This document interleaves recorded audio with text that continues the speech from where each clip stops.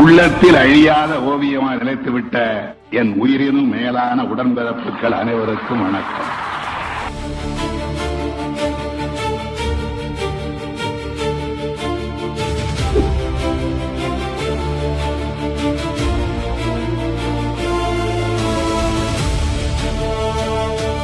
நான் தயாரிக்கப்பட்டவன் பெரியாரால், நான் தட்டி தட்டி சீர் செய்யப்பட்டவன் அறிஞர் அண்ணா அவர்களால், நான் வலு பெற்றவன் என்னுடைய கழக கண்மணிகளால்.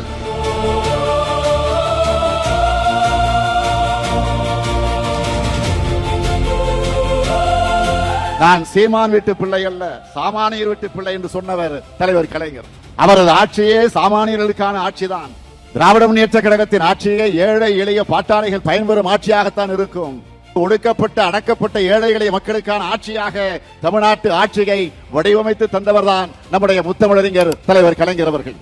கன்னியாகுமரி தொடங்கி கும்மிடிப்பூண்டி வரை தமிழ்நாட்டில் தலைவர் கலைஞருடைய கால் படாத இடமில்லை. சந்திக்காத மனிதர்கள் அல்ல, தொடங்காத திட்டமில்லை, உருகாத உடன்பிறப்பு இல்லை.